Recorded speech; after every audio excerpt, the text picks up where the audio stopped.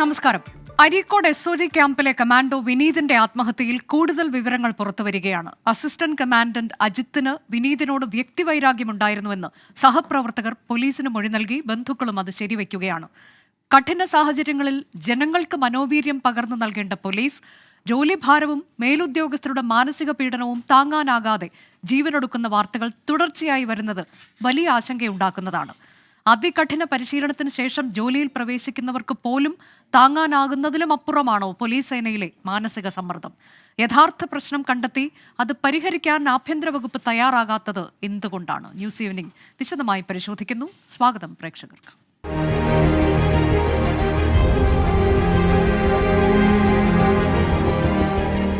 ഈ ചർച്ചയിൽ നമുക്കൊപ്പം CPIM സഹയാത്രികൻ ശ്രീ റെജി ലൂക്കോസ്, വസന്ത് തെങ്ങമ്പള്ളി യൂത്ത് കോൺഗ്രസ് പ്രതിനിധി എന്നിവരാണ്. ആദ്യം ശ്രീ റെജി ലൂക്കോസിലേക്ക്. ശ്രീ റെജി ലൂക്കോസ്, കൂടുതൽ കാര്യങ്ങൾ ഇന്നിപ്പോൾ പുറത്തു വരികയാണ് വിനീതിന്റെ മരണവുമായി ബന്ധപ്പെട്ട്. അതിലേറ്റവും പ്രധാനം, പോലീസ് ഈ കാര്യത്തിൽ അന്വേഷണം നടത്തുന്നുണ്ട്, പോലീസ് മൊഴിയെടുക്കുകയും ഒക്കെ ചെയ്യുന്നുണ്ട്. അപ്പോൾ സഹപ്രവർത്തകർ പോലീസിനോട് വളരെ പ്രധാനപ്പെട്ട ചില കാര്യങ്ങൾ പറഞ്ഞിരിക്കുകയാണ്. ഏത് തരത്തിലേക്കാണ് ഈ മേലുദ്യോഗസ്ഥന്റെ പീഡനം? ഇതിനോടകം തന്നെ വിനീത് അയച്ചിട്ടുള്ള വാട്സാപ്പ് സന്ദേശം അത് നമുക്കൊക്കെ അറിയാവുന്നതാണ്, അതിൽ എന്തൊക്കെയാണ് പറഞ്ഞിട്ടുള്ളത് എന്ന്. ഇപ്പോൾ മേലുദ്യോഗസ്ഥന്റെ ഏത് തരത്തിലുള്ള പീഡനമാണ്, മാനസിക പീഡനമാണ് നേരിട്ടത് എന്നത് സഹപ്രവർത്തകർ പറയുകയാണ്. വ്യക്തിവൈരാഗ്യം ഉണ്ടായിരുന്നു എന്ന് പറയുന്നു. അതിനുള്ള കാരണം എന്താണ്? ഒരു മരണം, അത് കുഴഞ്ഞു വീണ് ഇതേ ക്യാമ്പിൽ തന്നെ ഒരു ആൾ, ഇദ്ദേഹത്തിന്റെ സഹപ്രവർത്തകരാണ്, സുഹൃത്താണ് വിനീതിന്റെ, സുനീഷ് എന്ന പേര്, 2021 സംഭവമാണ്. അദ്ദേഹം കുഴഞ്ഞു വീഴുന്നു, പക്ഷേ ആശുപത്രിയിൽ എത്തിക്കാൻ താമസിക്കുകയാണ്. മനഃപൂർവ്വം വൈകുന്നതാണോ എന്നത് അറിയില്ല. പക്ഷേ ആ കാര്യം പരാതിയായി പറഞ്ഞിട്ടുണ്ട്, പല വേദികളിലും അത് ഉന്നയിച്ചിട്ടുണ്ട്. ഇതാണ് വ്യക്തിവൈരാഗ്യത്തിന് കാരണം. മറ്റൊന്ന്, ഇദ്ദേഹത്തിനെതിരെ ഒട്ടേറെ കാര്യങ്ങൾ ഇതിനു മുൻപൊരു ഹവിൽദാർ രംഗത്തെത്തി പറയുന്നു. അദ്ദേഹം ഈ ജോലി തന്നെ വിടാനുണ്ടായ കാരണം മാനസിക പീഡനമാണ് എന്ന് പറയുന്നു. മറ്റൊരു വനിതാ ഉദ്യോഗസ്ഥയ്ക്ക് ഇത്തരത്തിലേക്ക് മാനസിക പീഡനം, ലൈംഗിക ചുവയോടെ അധിക്ഷേപിക്കുന്നു, പിന്നീട് അവർ അതിൽ പരാതി കൊടുക്കുന്നു, അവരെ പുറത്താക്കുന്നു. ഇങ്ങനെയൊക്കെയുള്ള ഒട്ടേറെ ആരോപണങ്ങൾ ഈ മേലുദ്യോഗസ്ഥനെതിരെ ഉണ്ട്. അദ്ദേഹം അവിടെ തുടരുകയും ചെയ്യുന്നുണ്ട്. അപ്പോൾ ഇത് ഒരു ആത്മഹത്യ എന്നതിനപ്പുറത്തേക്ക് വളരെ ഗുരുതരമായി കാണേണ്ടുന്ന ഒരു വിഷയമല്ലേ? ആഴത്തിലേക്ക് ഇറങ്ങി ചെന്നുകൊണ്ട് തന്നെ അന്വേഷണം നടത്തേണ്ടുന്ന ഒരു വിഷയമല്ലേ? അതിന്റെ 100% അത് വളരെ അതീവ ഗുരുതരമായ ഒരു വിഷയമാണ് ഇപ്പോൾ സത്യം പറയുകയാണെന്നുണ്ടെങ്കിൽ നമ്മൾ കേട്ടുകൊണ്ടിരിക്കുന്നത്. ആ വിനീത് എന്ന് പറയുന്ന കമാൻഡോ, അതായത് മാനസികമായിട്ട് നല്ല സ്ട്രെങ്ത് ഉള്ള ഒരു വ്യക്തിയായിരിക്കണം കമാൻഡോ എന്ന് പറയുന്നത്. അത്ര ആ രീതിയിലുള്ള ട്രെയിനിങ് ആണ് നമ്മൾ ലഭിച്ചുകൊണ്ടിരിക്കുന്നത്. അങ്ങനെ ഒരു കമാൻഡോ ആത്മഹത്യ ചെയ്യണമെന്നുണ്ടെങ്കിൽ തീർച്ചയായിട്ടും മേലുദ്യോഗസ്ഥന്റെ ഭാഗത്ത് ഇപ്പൊ ആരോപണം ശരിയാണെന്നുണ്ടെങ്കിൽ കടുത്ത സമ്മർദ്ദങ്ങളും പീഡനങ്ങളും ഉണ്ടായെന്ന് പറയുന്നത് യാതൊരു തർക്കമില്ല. ഇപ്പൊ വയനാട്ടിലെ വിനീത് എന്ന് പറയുന്ന ചെറുപ്പക്കാരൻ, ക്ഷമിക്കണം, വയനാട്ടിലെ യുവ കമാൻഡോ ട്രെയിനിങ്ങിനിടെ തളർന്നു വീണപ്പോൾ അദ്ദേഹത്തിന് ആശുപത്രി കൊണ്ടുവന്നതിന് വൈകിപ്പിച്ചു ഈ അസിസ്റ്റന്റ് കമാൻഡർ എന്നാണ് ഇപ്പോൾ അദ്ദേഹത്തെ കുറിച്ച് ഉന്നയിക്കുന്ന ആരോപണം. അത് ചോദ്യം ചെയ്തതിന് അന്നു മുതൽ കഴിഞ്ഞ 3 വർഷക്കാലമായിട്ട് ഇപ്പോൾ മരിച്ച കമാൻഡോ, ആത്മഹത്യ ചെയ്ത കമാൻഡറുടെ മേൽ അദ്ദേഹം വലിയ രീതിയിലുള്ള ശത്രുത പുലർത്തിയെന്നുള്ളവരും സഹപ്രവർത്തകർ തന്നെ ഇപ്പൊ പുറത്തു പറയുന്നുണ്ട്. അദ്ദേഹത്തിന്റെ വാട്സാപ്പ് സന്ദേശങ്ങളൊക്കെ അത് സൂചിപ്പിക്കുന്നുണ്ട്. ഇത് വളരെ വളരെ വളരെ ഗൗരവമുള്ള കാര്യമാണ്. സർക്കാർ അടിയന്തരമായ രീതിയിലുള്ള അന്വേഷണങ്ങൾ നടത്തിക്കൊണ്ടിരിക്കുകയാണ്. ഉദ്യോഗസ്ഥന്മാരെല്ലാവരും ചോദ്യം ചെയ്തുകൊണ്ടിരിക്കുന്നു. തന്റെ സഹപ്രവർത്തകർ ആ ചെറുപ്പക്കാരായ കമാൻഡോയ്ക്ക് അനുകൂലമായിട്ടാണ് മൊഴി നൽകുന്നതാണ് ഇപ്പൊ നമുക്ക് മനസ്സിലാക്കാൻ പറ്റിയത്. ഇത്തരം ഉദ്യോഗസ്ഥന്മാരെ വെച്ചുറപ്പിക്കാൻ പാടില്ല. കാരണം കഠിനമായ പാതയിലൂടെയാണ് ഓരോ പോലീസ് ഉദ്യോഗസ്ഥരും ട്രെയിനിങ് കഴിഞ്ഞ് അവരുടെ പ്രവൃത്തിയിലേക്ക് വരുന്നത്. അതിനിപ്പം ലോക്കൽ സ്റ്റേഷനിലാണെങ്കിലും ക്യാമ്പുകളിലാണെങ്കിലും കമാൻഡോ സെഗ്മെന്റിലാണെങ്കിലും അവരങ്ങനെ വളരെ ബുദ്ധിമുട്ടിയാണ് അവർ ജോലി ചെയ്യുന്നത്. മറ്റൊരു പാത്തറ്റിക് സിറ്റുവേഷൻ എന്ന് പറഞ്ഞാൽ ഈ ജോലി ഉപേക്ഷിച്ചൊരു ഹവിൽദാറിന്റെ കഥയാണ്. അയാൾ വെളിപ്പെടുത്തിയതാണ് ഏറ്റവും ദുഃഖകരമായ കാര്യം. അയാളുടെ ഭാര്യ വിദേശത്ത് നിന്ന് ജോലിക്ക് വന്നപ്പോൾ അത് കാണാനുള്ള അനുമതി പോലും നൽകിയില്ല എന്ന് പറയുന്നു. ഇപ്പോൾ ഈ ആത്മഹത്യ ചെയ്ത യുവ കമാൻഡോ അദ്ദേഹത്തിന്റെ ഹോസ്പിറ്റലിൽ പോകുന്നവരും പോലും തടസ്സം എന്ന് പറയുന്നു. കക്കൂസും അതുപോലുള്ള പരിസരങ്ങളൊക്കെ വൃത്തിയാക്കിയാൽ പിന്നീട് പരിഗണിക്കാമെന്ന് പറഞ്ഞു. ഒന്ന് ആലോചിച്ച് നോക്കൂ, മനുഷ്യവൃത്തിപ്പെട്ട ഒരാൾക്ക് അംഗീകരിക്കാൻ പറ്റും. ഇതുപോലെ നമ്മുടെ സമ്പത്തായ നാടിന്റെ സുരക്ഷിതത്വം പാലിക്കുന്ന ഈ കമാൻഡോസിനെ പോലുള്ളവര് അവരെയൊക്കെ ഈ രീതിയിൽ പീഡിപ്പിക്കുക എന്ന് പറഞ്ഞാൽ നമുക്ക് അംഗീകരിക്കാൻ പോലും പറ്റത്തില്ല. ഒരു കാരണവശാലും അംഗീകരിക്കാൻ പറ്റില്ല. മുൻപ് തിരുവനന്തപുരത്ത് ഒരു ഉദ്യോഗസ്ഥന്റെ മകള് ഒരു പോലീസ് ഉദ്യോഗസ്ഥന്റെ അതായത് അവരുടെ അച്ഛന്റെ കീഴിൽ ജോലി ചെയ്യുന്ന ഒരു ഉദ്യോഗസ്ഥന്റെ കരണത്തടിച്ച കഥയൊക്കെ നമുക്ക് കേരളത്തിൽ വളരെ വേദനയോട് നമ്മൾ കണ്ടതാണ്. അപ്പൊ ഇതിനകത്ത് ചില ഉദ്യോഗസ്ഥന്മാര് വഴിപെട്ട രീതിയിലുള്ള പീഡനങ്ങൾ അതിൽ ആസ്വദിക്കുകയും ചെയ്ത സാഡിസ്റ്റ് മെന്റാലിറ്റിയിലുള്ള ചില ഉദ്യോഗസ്ഥന്മാരുണ്ടെന്നുള്ളൊരു നിസ്തർക്കമാണ്. എന്നാൽ പൊതുവെ നമ്മുടെ കേരള പോലീസിൽ അങ്ങനെ സംഭവിക്കാറില്ല. കാരണം അവർക്ക് ആവശ്യമായ കൗൺസിലിംഗ് കൊടുത്ത് അവർക്ക് മെന്റൽ സ്ട്രെങ്ത് കിട്ടാനുള്ള ട്രെയിനിങ് എല്ലാം കൊടുത്താണ് സർക്കാർ, അതായത് പ്രത്യേകിച്ച് കേരളത്തിൽ ഏത് സർക്കാർ വന്നാലും അങ്ങനെ തന്നെ ചെയ്തുകൊണ്ടിരിക്കുന്നത്. ഇതൊരു ഒറ്റപ്പെട്ട സംഭവമായിട്ടൊന്നും ഞാൻ പറയുന്നില്ല, ഇതൊരിക്കലും ആവർത്തിക്കാൻ പാടില്ല. ഇത് വളരെ വളരെ താങ്കളുടെ മോശമാണ്. മുന്നിലേക്ക് താങ്കൾ ഇത് പറഞ്ഞതുകൊണ്ട് ഞാനൊരു കണക്ക് വയ്ക്കാം ശ്രീ റെജി ലൂക്കോസ്. 2016 മെയ് മുതൽ 2024 ജൂൺ വരെ 130 ആത്മഹത്യകളാണ് നമ്മുടെ പോലീസ് സേനയിൽ ഉണ്ടായിട്ടുള്ളത്. 300 ആത്മഹത്യാ ശ്രമങ്ങൾ.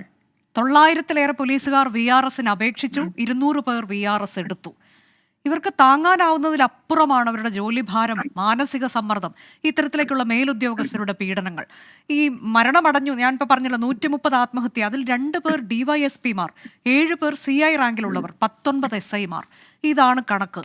അപ്പോൾ നമുക്കിതിനെ ഒരിക്കലും ഒരു കാരണവശാലും ഇത് ഒറ്റപ്പെട്ട സംഭവമല്ല. ഇത് കഴിഞ്ഞ ദിവസം നമ്മൾ പിറവത്ത് കേട്ടു ഒരു പോലീസ് ഉദ്യോഗസ്ഥന്റെ ആത്മഹത്യ. പക്ഷെ പലപ്പോഴും ഇത് പുറത്തേക്ക് വരുമ്പോൾ വ്യക്തിപരം, കുടുംബവുമായി ബന്ധപ്പെട്ട പ്രശ്നങ്ങൾ, സാമ്പത്തിക പ്രശ്നങ്ങൾ, ഇങ്ങനെ പറഞ്ഞുകൊണ്ട് ഇത് തള്ളിക്കളയാണ്. പക്ഷെ അത് അങ്ങനെയല്ല എന്നുള്ളതിൻ്റെ എത്രയോ തെളിവുകൾ, എത്രയോ ഉദാഹരണങ്ങൾ നമുക്ക് മുന്നിലുണ്ട്. ഞാൻ താങ്കളിലേക്ക് എത്താം. ശ്രീ വസന്ത് തെങ്ങുംപള്ളി ടെലിഫോൺ ലൈനുണ്ട്. ശ്രീ വസന്ത്, ഇപ്പോൾ ഞാനൊരു കണക്ക് വായിച്ചല്ലോ. ഇത് ഇന്നോ ഇന്നലെയോ ഒന്നും നമ്മൾ കാണുന്ന കാര്യമല്ല. ഇത് വളരെ ഗൗരവത്തിലെടുക്കേണ്ടതാണ്. ഇപ്പോൾ വിനീതിൻ്റെ കാര്യത്തിൽ നമുക്കറിയാം എങ്ങനെയാണ് അദ്ദേഹം ചില കാര്യങ്ങൾ പറഞ്ഞു വെച്ചിട്ടുള്ളത് എന്നത്. കൂടാതെ മൊഴികളായി ചിലത് പുറത്തു വരുന്നു. കുടുംബാംഗങ്ങൾ ചില കാര്യങ്ങൾ പറയുന്നുണ്ട്. ഞാൻ താങ്കളിലേക്ക് എത്തുന്നതിന് തൊട്ട് മുൻപായി കുടുംബാംഗങ്ങൾ ഇന്ന് നമ്മളോട് വെളിപ്പെടുത്തിയ ചില കാര്യങ്ങളുണ്ട്, അതിലേക്ക് കൂടി.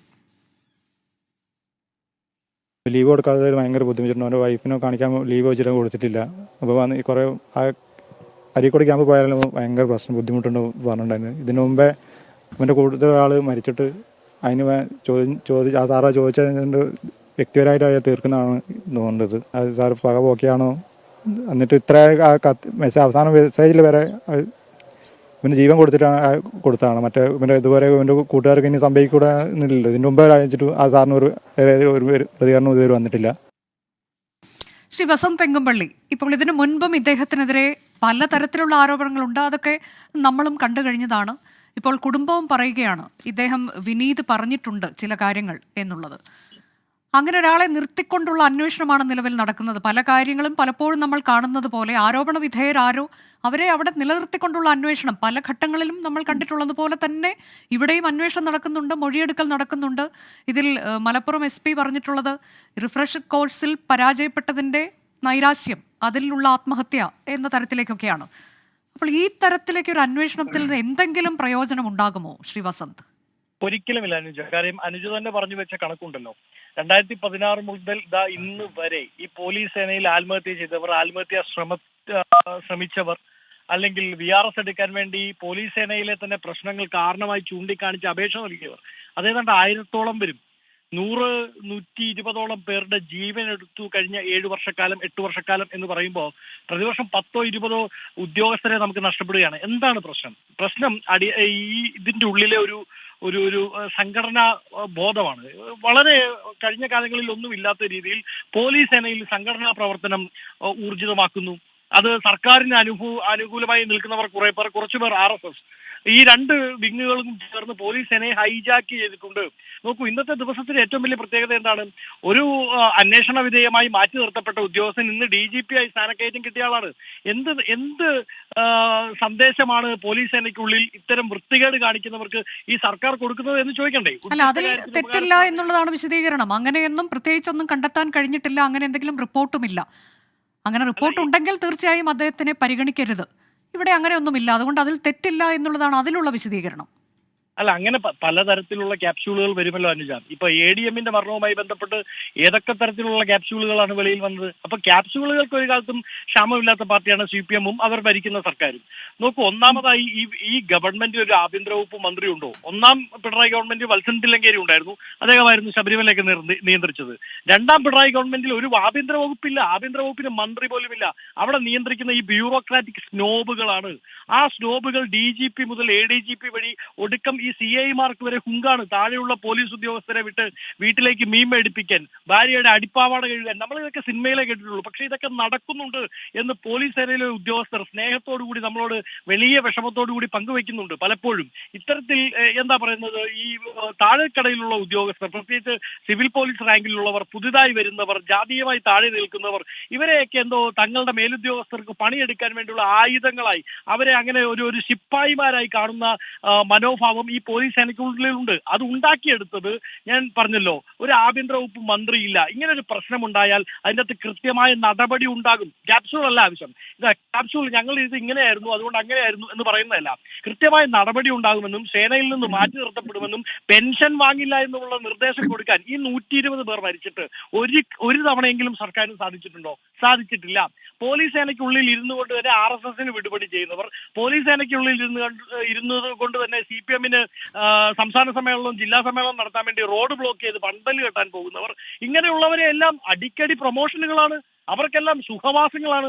എന്നാൽ ഇതിനെ ചോദ്യം ചെയ്താൽ, ഒരു പരാതി കൊടുത്താൽ ആ പരാതി കൊടുക്കുന്ന ഉദ്യോഗസ്ഥരെ വിളിച്ചു വരുത്തി അപമാനിക്കുന്നില്ലേ?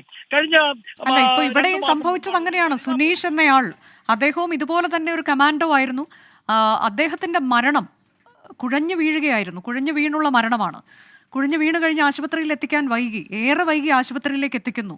അജിത്തിന്റെ പിഴവാണ് എന്ന് പറഞ്ഞുകൊണ്ട് അത് പലതവണ ഇപ്പോൾ വിനീത് ചോദ്യം ചെയ്ത വിവരങ്ങളൊക്കെയാണ് പുറത്തു വരുന്നത്. അന്ന് തുടങ്ങിയ വ്യക്തിവൈരാഗ്യമാണ്. പിന്നീട് അത് പലതരത്തിൽ മാനസിക പീഡനമാകുന്നു, തൊഴിലിടത്തെ പീഡനമാകുന്നു. ഒടുവിൽ ഗത്യന്തരമില്ലാതെ അദ്ദേഹം ആത്മഹത്യ ചെയ്യുകയാണ്. ആരാണ് ഒരു SOG കമാൻഡോ എന്ന് പറയുന്നത്? അതികഠിനമായ പരിശീലനങ്ങൾക്ക് ശേഷം വരുന്നതാണ്. അവർക്ക് പലപ്പോഴും സാധാരണ ഒരു പോലീസ് സേനയിലേക്ക് വരുന്നതിനേക്കാൾ കൂടുതൽ ഉണ്ട് അവരുടെ പരിശീലനം. തണ്ടർ ബോൾട്ടാണ്. അപ്പോൾ അങ്ങനെയൊക്കെയുള്ള പരിശീലനം നേടുന്ന ഒരാൾക്ക് പോലും താങ്ങാൻ കഴിയുന്നില്ല എന്ന് പറയുമ്പോൾ അത് എത്രത്തോളം ഭീകരമാണ് വസന്ത്? അതെ, തീർച്ചയായും അനുജ പറഞ്ഞതിൽ തന്നെ അതിന്റെ എല്ലാവിധ പ്രതിസന്ധികളും ഉണ്ട്. നോക്കൂ, നമ്മളെ പോലെ സാധാരണ മനുഷ്യർക്ക് ലഭിക്കുന്നതിനപ്പുറത്തൊരു വലിയ ട്രെയിനിങ്, ഏത് പ്രതിസന്ധിയും നേരിടാനുള്ള ട്രെയിനിങ് അങ്ങനെ കൊടുക്കുന്നവർ, അങ്ങനെ കിട്ടി വരുന്ന ഒരു കമാൻഡോ, ആ കമാൻഡോ ആത്മഹത്യയിലേക്ക് പോകണം. ഞാനിപ്പോഴും ഇതിനെ ഒരു ആത്മഹത്യയായി പ്രതീക്ഷിക്കുന്നില്ല. ഇതിൽ കൊലപാതകത്തിന്റെ സാധ്യതകൾ അന്വേഷിക്കണം എന്നുള്ളത് തന്നെയാണ് ഞങ്ങളുടെ നിലപാട്. അത് തുടർന്ന് പോവുകയും ചെയ്യണം. ഇനി ആത്മഹത്യയാണെന്ന് തന്നെ ഇരിക്കട്ടെ, ഇത്രമാത്രം ട്രെയിനിങ് കിട്ടി, ഇത്രമാത്രം മനക്കെട്ടി നമ്മൾ ഉണ്ടാക്കിയെടുത്ത ഒരു പോലീസ് കമാൻഡോയ്ക്ക് ആത്മഹത്യയിലേക്ക് പോകണമെങ്കിൽ അയാൾ എത്രമാത്രം മാനസിക പീഡനം അനുഭവിച്ചിട്ടുണ്ടായിരിക്കും. സ്വന്തം പത്നിയെ കാണാൻ പോകാൻ പോലും, സ്വന്തം ഭാര്യ ഒന്ന് കാണാൻ പോകാൻ പോലും ലീവ് അനുവദിക്കാതെ കഴിഞ്ഞ കാലങ്ങളിൽ മുഴുവൻ അയാളെ വേട്ടയാടുകയായിരുന്നു എന്ന് നമുക്ക് പറയാം. ഈ വേട്ടക്കാർ മൃഗങ്ങളുടെ പുറകെ എങ്ങനെയാണോ പാഞ്ഞടക്കുന്നത് അതുപോലെ വേട്ടയാടുകയായിരുന്നു ഈ പോലീസ് ഉദ്യോഗസ്ഥൻ. എന്താണ് ഇവർക്ക് കൊടുക്കുന്ന പിൻബലം? ഇത് ഏകദേശം ഒരു സംഭവത്തെ മാത്രം നമുക്ക് പ്രതി എടുത്തുകൊണ്ട് അതിൽ പരിഹാരം കണ്ടെത്താൻ പറ്റില്ല. എന്തുകൊണ്ടാണ് ഇത്തരത്തിലുള്ള ഉദ്യോഗസ്ഥർ വീണ്ടും വീണ്ടും ഇത് ചെയ്യുന്നത്? അതിനാണ് ഉത്തരം വേണ്ടത്. താങ്കൾ തുടരുക ശ്രീ വസന്ത് തെങ്ങമ്പള്ളി. ശ്രീ റെജി ലൂക്കോസ്, അത് തന്നെയാണ് ആ ചോദ്യം, പ്രധാനപ്പെട്ട ഒരു ചോദ്യമാണ്. ഇദ്ദേഹത്തിനെതിരെ മുൻപും ആരോപണങ്ങൾ ഉയർന്നിട്ടുണ്ട്. പക്ഷെ എന്തുകൊണ്ട് അദ്ദേഹം അവിടെ കാലങ്ങളായി തുടരുകയാണ്? ഇതെന്തുകൊണ്ട് സംഭവിക്കുന്നു? നമ്മുടെ മുഖ്യമന്ത്രി നിയമസഭയിൽ തന്നെ ഇതുമായി ബന്ധപ്പെട്ട് ഇത്തരം ആത്മഹത്യകളൊക്കെ പ്രതിപക്ഷം അടിയന്തര പ്രമേയമായി കൊണ്ടുവന്നിട്ടുണ്ട്. ആ ഘട്ടത്തിൽ മുഖ്യമന്ത്രി മറുപടി പറയുമ്പോൾ ഇതിൽ പല നിർദ്ദേശങ്ങൾ അദ്ദേഹം മുന്നോട്ട് വെച്ചിട്ടുള്ള 1, 2, 3 എന്ന് പറഞ്ഞ് ഒട്ടേറെ നിർദ്ദേശങ്ങൾ അദ്ദേഹം മുന്നോട്ട് വെച്ചിട്ടുണ്ട്. അതിൽ വളരെ പ്രധാനപ്പെട്ട ഒരു നിർദ്ദേശം, ഏറ്റവും ആദ്യം പറഞ്ഞിട്ടുള്ള മേലുദ്യോഗസ്ഥരും കീഴുദ്യോഗസ്ഥരും തമ്മിലുള്ള ബന്ധം അത് ആരോഗ്യകരമാകണം, മോശമായ പെരുമാറ്റം ഒരു ഭാഗത്തു നിന്നും ഉണ്ടാകരുത് എന്നതാണ്. ഇതെന്ന് പറഞ്ഞതാണ്. ഇത് തുടർന്ന് പോവുകയാണല്ലോ ശ്രീ റെജി ലൂക്കോസ്. അല്ല, തീർച്ചയായിട്ടും മുഖ്യമന്ത്രി ആ പ്രസ്താവന വർഷങ്ങൾക്ക് മുമ്പ് നടത്തിയാണ്. അദ്ദേഹത്തിന്റെ ഈ പല രീതിയിലും ആഭ്യന്തര വകുപ്പിലെ ഉദ്യോഗസ്ഥന്മാരെ അദ്ദേഹം കൃത്യമായ നിരീക്ഷണത്തോടുകൂടി തന്നെ ഈ രീതിയിലുള്ള പ്രചോദനങ്ങളും ആ രീതിയിലുള്ള കാര്യങ്ങളൊക്കെ അദ്ദേഹം പറയുന്ന അതിന്റെ ഗുണവും നമ്മുടെ കേരള പോലീസിനുണ്ട്. കേരള പോലീസിനെ സംബന്ധിച്ചിടത്തോളം ബഹുമാനപ്പെട്ട മുഖ്യമന്ത്രി ആഭ്യന്തര വകുപ്പ് കൈകാര്യം ചെയ്യാൻ തുടങ്ങിയിട്ട് 8 വർഷമായി. ഈ 8 വർഷത്തിനുള്ളിൽ തന്നെ സംസ്ഥാനത്തെ കുറ്റവാളികളായ അല്ലെങ്കിൽ നിയമവിരുദ്ധമായി പ്രവർത്തിക്കുന്ന തെറ്റുകാരെന്ന് ബോധ്യപ്പെട്ടിട്ടുള്ള 2 DYSPമാർ സഹിതം 122 ഉദ്യോഗസ്ഥരെ പിരിച്ചുവിട്ടിട്ടുണ്ട് ഈ സേനയിൽ നിന്ന്. അല്ല, 8 വർഷത്തെ കണക്കാ ഞാൻ പറഞ്ഞത്. 130 ആത്മഹത്യ നമ്മുടെ പോലീസ് സേനയിൽ 2024 ജൂൺ വരെയുള്ളതാണ് കേട്ടോ. അപ്പോൾ ഈ ഉദ്യോഗസ്ഥരുടെ ഒന്നും കണക്കതിൽ വരുന്നില്ല. ഇപ്പൊ കഴിഞ്ഞ ദിവസം രാമമംഗലത്തെ ഒരു പോലീസുകാരൻ വിനീത്, അവരൊന്നും ഇതിൽ പെടുന്നില്ല. ജൂൺ വരെയുള്ളതാണ്. അതെ, ഈ വിനീത് അവിടുത്തെ രാമമംഗലം പോലീസ് സ്റ്റേഷനിലെ ജീപ്പിന്റെ ഡ്രൈവറായിരുന്നു. അദ്ദേഹത്തിന്റെ ആത്മഹത്യ വ്യക്തിപരമായ രീതിയിൽ എന്തോ പ്രശ്നമുണ്ടെന്നാണ് പറയുന്നത്. അതിന് കൃത്യമായ വിവരങ്ങളൊന്നും കിട്ടിയിട്ടില്ല. തന്നെയല്ല, ഈ വിനീതിനെ കുറിച്ച് പുറത്തു വന്ന വാർത്തകൾ ഒന്നുകൊണ്ടാണ് ശരിയല്ലെന്ന് എനിക്ക് തോന്നുന്നത്. കാരണം അദ്ദേഹം ലോൺ എടുത്തതിന്റെ പേരിലുള്ള ബാധ്യത കൊണ്ട് അല്ല, ആ മരിച്ചതാണ് തരത്തിലേക്കൊക്കെയാണ് ഇത് പുറത്ത് പറയുന്ന സാമ്പത്തിക പ്രശ്നം, അതെ. കുടുംബ അല്ല, പ്രശ്നം. അതിനോട് ഞാൻ ഓരോ ആത്മഹത്യ അതിനോട് വരുമ്പോഴും ഇങ്ങനെയാണ് അത് എഴുതി തള്ളുകയല്ലേ ശ്രീ റെജി ലൂക്കോസ്? ഇല്ല, അങ്ങനെ നമുക്ക് പറയാൻ പറ്റത്തില്ല. ഈ ദേശീയ തലത്തിൽ നോക്കുകയാണെന്നുണ്ടെങ്കിൽ ഏറ്റവും നല്ല പോലീസുകാരെ ആത്മഹത്യ കുറവുള്ളതും കേരളത്തിലാണ്. നമ്മുടെ ആർമി തന്നെ ശരാശരി ഒരു വർഷം 600ഓളം പേര് ആത്മഹത്യ ചെയ്യുന്നുണ്ടെന്നാണ് പറയുന്നത്. 600ഓളം പേര് നമ്മുടെ പട്ടാളത്തിൽ തന്നെ. അപ്പൊ അത് മാനസിക സമ്മർദ്ദം കൊണ്ട് പല ഇതുപോലുള്ള നീചന്മാരായ മേലുദ്യോഗസ്ഥന്മാരുടെ ഹരാസ്മെന്റ് കൊണ്ട്, അട്രോസിറ്റികൾ കൊണ്ട് തന്നെ ആത്മഹത്യ ചെയ്ത ഒത്തിരി ഉദ്യോഗസ്ഥന്മാരുണ്ട്. ഞാൻ അതൊന്നും നിഷേധിച്ചുകൊണ്ട് വെള്ളം പൂശാൻ ആഗ്രഹിക്കുന്നില്ല. ഇവിടെ ഇപ്പൊ വിനീതിനെ സംബന്ധിച്ചോളം ഏറ്റവും നിഷ്ഠൂരമായ രീതിയിലുള്ള പെരുമാറ്റങ്ങൾ നേരത്തെ പറഞ്ഞ വയനാട്ടിൽ നിന്നുള്ള കമാൻഡോ അദ്ദേഹത്തിന് പിന്നെ തളർന്നു വീണപ്പോൾ, ട്രെയിനിങ്ങിനിടെ തളർന്നു വീണപ്പോൾ അദ്ദേഹത്തിന് ഹോസ്പിറ്റലൈസ് ചെയ്യുന്നതിന് ഇയാൾ തടസ്സം നിന്നാ പറഞ്ഞത്. വളരെ വൈകി ആള് ഹോസ്പിറ്റലിൽ കൊണ്ടുപോയത്. അപ്പൊ അതൊരു മരണം സ്വീകരിക്കുന്ന രീതിയിലുള്ള ക്രൂരതയായി. അത് ഇദ്ദേഹം ഈ വിനീത് ചോദ്യം ചെയ്തു. ആ ചോദ്യം ചെയ്ത് അന്ന് പോലെ അദ്ദേഹത്തിനോട് ഈ അസിസ്റ്റന്റ് കമാൻഡർക്ക് അജിത്തിന് വ്യക്തിപരമായിട്ട് ഉണ്ടായിരുന്നു പറഞ്ഞത്. തീർച്ചയായിട്ടും അയാളെ നേരത്തെ തന്നെ ആ പദവിയിൽ നിന്ന് മാറ്റേണ്ടതായിരുന്നു. ഒരുപക്ഷെ സർക്കാരിന് ഇപ്പൊ നമ്മൾ ഇത് ശ്രദ്ധയപ്പെടാത്തതാണോ? എന്തെല്ലാം കാര്യങ്ങളിലാണ് ഇങ്ങനെ ഓരോന്നോരോന്ന്, അതങ്ങനെ ചെയ്തിരുന്നെങ്കിൽ അത് സംഭവിക്കില്ലായിരുന്നു. ഇപ്പൊ ഇന്നലെ തന്നെ ഈ കാട്ടാനയുടെ ആക്രമണത്തിൽ അവിടെ വഴിവിളക്കുണ്ടായിരുന്നെങ്കിൽ എൽദോസ് കണ്ടേനെ ആനയെ, ഇങ്ങനൊരു മരണം ഉണ്ടാകില്ല. ഇങ്ങനെ ഓരോന്ന് സംഭവിച്ചു കഴിയുമ്പോൾ വളരെ നിസ്സാരമായ കാര്യങ്ങളാണ് പിഴവുകളായി ചൂണ്ടിക്കാണിക്കപ്പെടുന്നത്. ഇവിടെ ഈ മേലുദ്യോഗസ്ഥനെതിരെ മുൻപ് പരാതികളുണ്ട്, ധാരാളം പരാതികൾ, ഒരു വനിതയുടേത് ഉൾപ്പെടെ പരാതിയുണ്ട്. പക്ഷെ എന്തുകൊണ്ട് ഇത് ഗൗനിക്കപ്പെടുന്നില്ല എന്നുള്ളിടത്തല്ലേ ഈ പ്രശ്നം? അല്ല, തീർച്ചയായിട്ടും അത് നമുക്ക് അംഗീകരിച്ചേ പറ്റൂ. കാരണം അതിനെയൊക്കെ എങ്ങനെയാണ് ന്യായീകരിക്കുന്നത്? അത് ഈ പറയുന്ന അസിസ്റ്റന്റ് കമാൻഡറിന്റെ മേലുദ്യോഗസ്ഥന്മാരുടെ ഭാഗത്ത് വന്ന ഭാഗത്ത് തന്നെയാണ്. സമയത്ത് തന്നെ ഗവൺമെന്റ് റിപ്പോർട്ട് കൊടുക്കേണ്ടതായിരുന്നു. അയാളെ പണിഷ്മെന്റ് വിധേയനാക്കേണ്ടതായിരുന്നു. വിലപ്പെട്ട ഒരു കമാൻഡറുടെ ജീവിതം, ജീവൻ കവർന്നു എന്ന് പറഞ്ഞാൽ നമുക്കൊന്നും ഒരിക്കലും സഹിക്കാൻ പറ്റത്തില്ല. പ്രത്യേകിച്ച് പോലീസുകാരുടെ കഷ്ടപ്പാടുകളും ഓരോ പോലീസുകാർ അനുഭവിക്കുന്ന സമ്മർദ്ദങ്ങളും ഒക്കെ നമുക്ക് വളരെ വ്യക്തമായിട്ടറിയാം. എത്രയോ പേര് VRS എടുത്തു പോകുന്നു, അകാലത്തിൽ തന്നെ ജോലി പിന്നെ രാജിവെച്ചു അതെ, അതിന്റെ കണക്ക് ഞാനിപ്പോ പറഞ്ഞു. 900-ലേറെ പോലീസുകാർ VRSന് അപേക്ഷിച്ചു. ഈ കഴിഞ്ഞ 8 വർഷത്തിനിടെ 200 പേർ VRS എടുത്ത് പോകുന്നു.